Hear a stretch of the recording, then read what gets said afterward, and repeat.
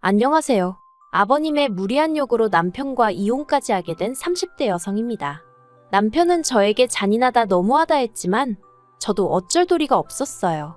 중간에서 남편이 자기 역할이라도 똑바로 해줬다면 이혼까지는 안 했을지도 모르겠지만 어쨌든 이제 다 지나간 이야기고, 그럼에도 불구하고 제가 이렇게 이야기를 하는 건 드라마 같은 일이 누구에게나 일어날 수 있다는 걸 말하고 싶어서예요.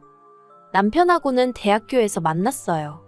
도서관에서 혼자 공부하고 있는 남편이 마음에 들어 제가 먼저 다가갔죠. 어디서 그런 용기가 났던 건지는 모르겠지만 성큼성큼 다가가 여자친구는 있냐? 없으면 전화번호 좀 달라 그랬어요. 그랬더니 남편이 대수롭지 않다는 듯 연락처를 주대요. 그리고 나중에서야 알게 된 게 당시 남편은 꽤나 인기가 좋았답니다. 그래서 저뿐만 아니라 다른 몇몇 여학생들도 먼저 전화번호를 물어본 적이 있었던 모양이더라고요. 그런데 저는 그런 줄도 모르고 남편도 저에게 관심이 있어 순순히 연락처를 준 줄 알았고, 그래서 그때부터 한마디로 엄청 공을 들였어요. 연락도 자주 하고 잘 보이려고 이런저런 노력을 많이 했죠. 그리고 그 노력의 성과라고 해야 할지 사귀자는 말은 남편 입에서 먼저 나왔답니다. 대학교 4학년 말부터 연애를 시작했고 이후로 7년을 만났어요. 만나는 동안 어느 다른 연인들처럼 다투기도 했고 헤어진 적도 있었죠. 물론 다툼은 오래가지 않았고 헤어졌다가 일주일 만에 없던 일로 하기로 하고 뭐 그런 식이었지만요. 그래도 언젠가부터 결혼을 한다면 이 사람이랑 하겠구나 하는 확신 같은 게 있었어요.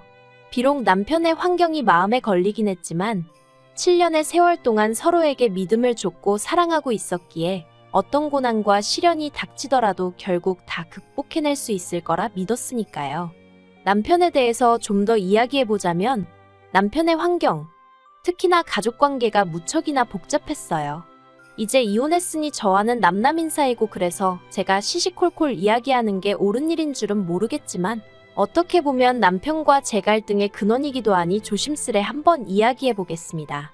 일단 남편의 어머님께서 남편을 임신하셨을 당시 아버님이 바람을 피셨답니다. 그리고 아버님의 불륜 상대도 임신을 했다대요. 그런데 아버님은 어머님과 남편이 아닌 상간녀와 그 사이에서 나올 자식을 택하셨고 그 길로 집을 나가셨답니다. 그리고 그 충격으로 어머님께선 남편을 낳고 얼마 지나지 않아 해선 안 되는 선택을 하셨는데, 그래도 다행이었다고 해야 할지 남편의 처지를 딱하게 여긴 이모님 부부께서 남편을 거둬주셨대요. 남편을 입양하여 호적에 올리고 이후로 부모의 역할을 자처하신 거죠. 그리고 남편이 말하길 자기를 정말 사랑으로 정성스레 키워주셨다대요. 하지만 저희 친정에서는 남편의 이런 상황을 듣고는 결혼 상대는 아닌 것 같다고 하셨습니다. 저희 부모님은 소위 게임분들이시라고 믿어 의심치 않았었는데 막상 이게 제 일이라서 그런지 두 분 다 예상치 못한 반응을 보이셨죠. 특히 친정어머니께선 세상에 널리고 널린 게 남잔데 왜 그렇게 복잡한 사람을 만나느냐며 헤어졌으면 좋겠다 하셨습니다. 친정아버지의 반응도 별반 다르지 않았어요.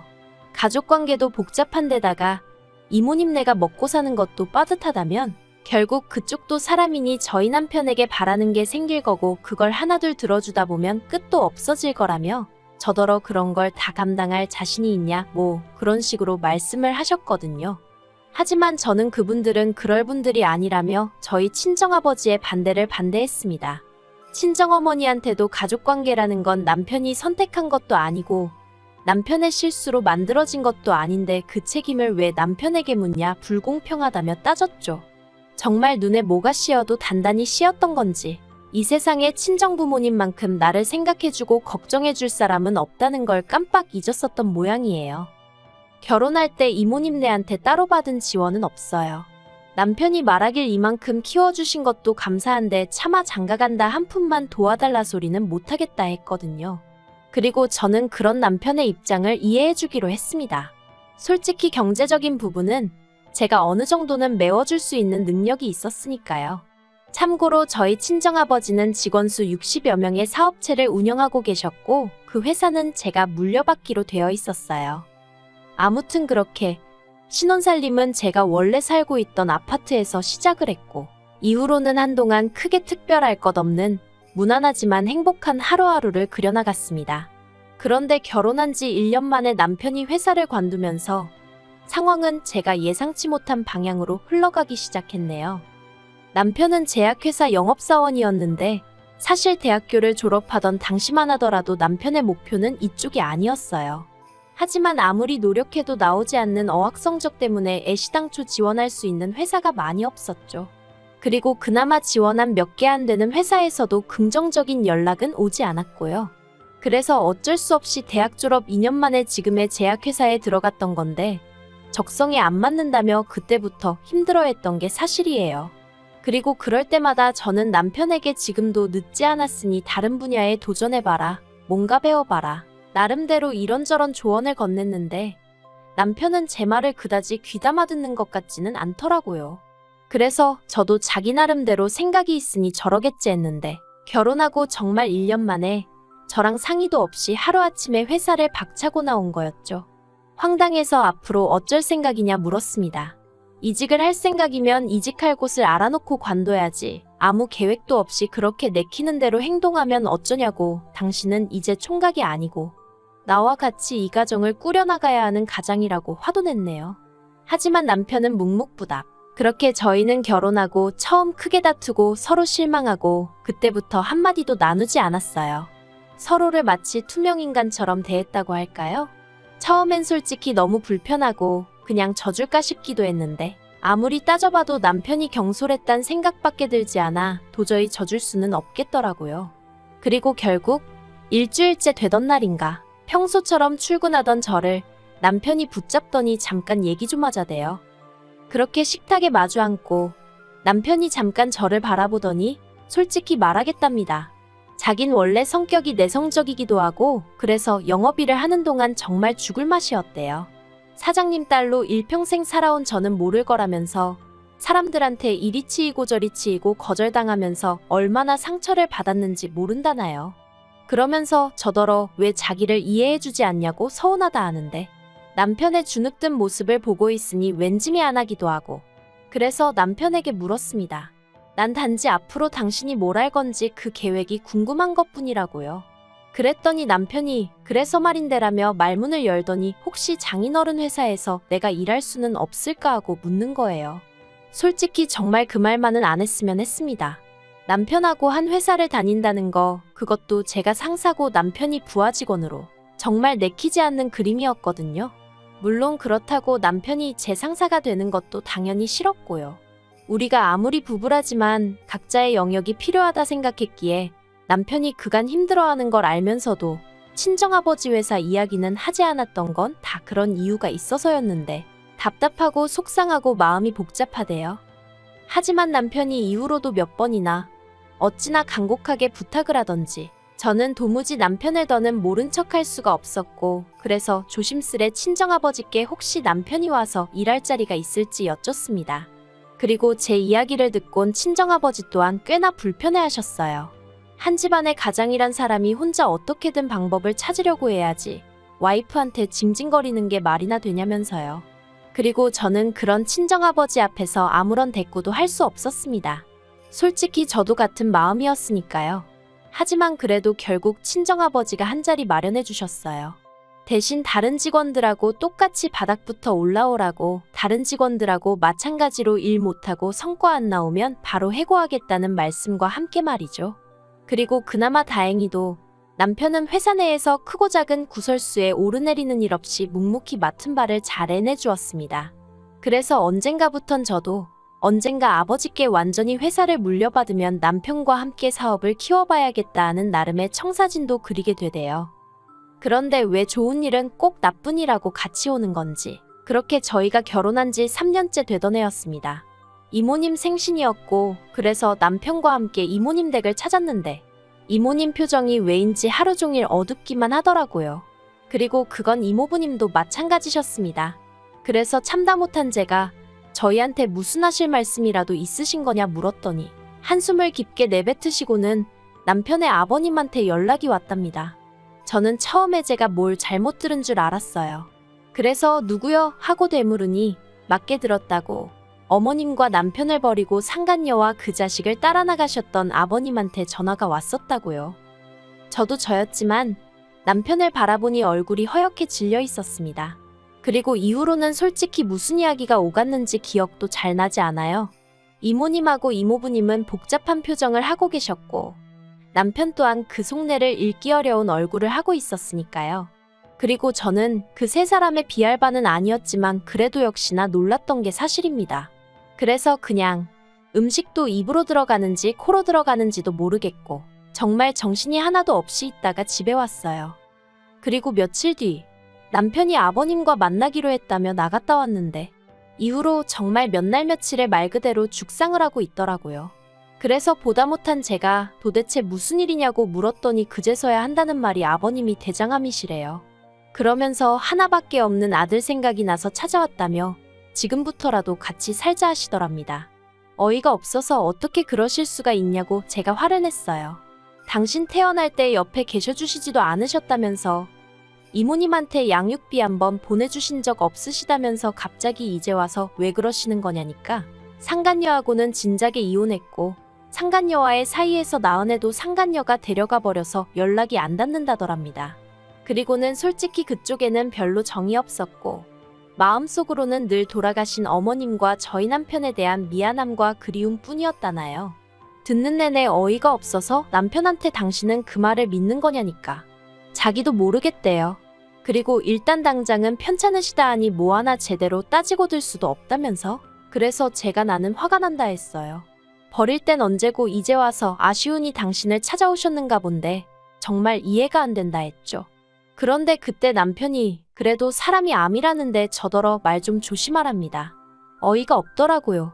이제껏 10년 넘는 세월을 남편 편에 서 있던 저인데 그런 제가 그 정도 말도 못하나 싶은 게 서운하기도 했고요. 그래서 알겠다고 당신 알아서 마음대로 하라고 했어요. 하지만 행여나 여기서 모시고 살 생각은 꿈도 꾸지 말라 했습니다. 당신한테는 어떨지 몰라도 나한테는 생판남이나 마찬가지인 만큼 같이는 못 산다 했죠. 그랬더니 남편이 알겠다면서 혼잣말인지 저들으라고 하는 소린지 병원비는 어떻게 해야 하지 않은데 진짜 우라가 치민다는 게 이런 건가 싶더라고요. 그런데 얼마 후 저는 더욱 황당한 소식을 접하게 되었습니다. 저희 회사에는 임직원들을 위한 대출 제도가 있어요. 회사 복지 차원에서 1억까지 저금리로 대출해주는데 보통 주택을 사거나 할 때 많이들 쓰더라고요. 물론 제가 그 대출을 쓸 일은 없었지만요. 그런데 하루는 화장실에 갔다가 여직원들끼리 이야기하는 소리를 듣게 되었는데 저희 부부 이야기가 나왔습니다. 저희 남편이 사내 대출 신청을 했던데 이상하지 않냐면서 장인하고 와이프가 운영하는 회사에서 사내 대출이라니 웃기네 어쩌네. 그래서 제가 문을 열고 나가 방금 한 이야기가 뭐냐고 물으니 여직원들이 잠시 당황한 듯 하다가 아무것도 모르셨냐 묻더니 구구절절 설명을 해주더라고요. 남편과 같이 퇴근을 했지만 집에 오는 내내 저는 한마디도 하지 않았습니다. 머릿속을 정리할 시간이 필요했거든요. 그리고 남편도 지가 구린 짓을 해서 그런가 제 눈치를 살살 보는 것 같았습니다만 제 알바는 아니었죠. 아무튼 집에 도착하자마자 남편에게 대출 신청은 왜 했냐 물었습니다. 그러자 남편이 얼굴이 허옇게 질려서는 이내 난감한 표정을 짓고는 한다는 말이 그러면 뭐 죽어가는 아버지를 모른 채 하라는 거냐며 난데없이 저한테 화를 내는 거예요. 참나 황당해서 그럴 거면 당신 능력으로 도와드리라 했습니다. 왜 사람들 입방아에 오르내리게 사내 대출을 끌어다 쓸 생각을 하냐고 당신 와이프랑 장인어른 입장이란 건 생각도 안 하냐 했죠. 그랬더니 저더러 정말 못됐다면서 지금도 오로지 생각하는 건 자기 자신하고 장인어른뿐이고 남편이나 편찮으신 아버님은 안중에도 없다는데 아니 언제부터 자기가 아버님하고 그렇게 애틋한 사이였다고 저러나 싶은 게 황당해서 말이 안 나오더라니까요. 그런데 남편은 작정이라도 한 듯이 쉬지 않고 말을 이어갔습니다. 왜 이모님 이모부님한테는 부탁하지 않아도 척척 잘만 해드리면서 아버님한테는 그렇게 냉정하냐는 거예요. 저는 저 사람이 미쳤나 싶었어요. 이모님하고 이모부님이 자기를 얼마나 애써 키워주셨는지 자기가 나한테 얘기해놓고 아버님이 자기 버리고 갔단 얘기도 자기가 나한테 해놓고 이제 와서 왜 나한테 이모님네한테만 잘하냐고 따지는 게 말이 되나 싶어서요. 그래서 제가 남편더러 도대체 하고 싶은 말이 뭐냐니까 바라는 거 없답니다.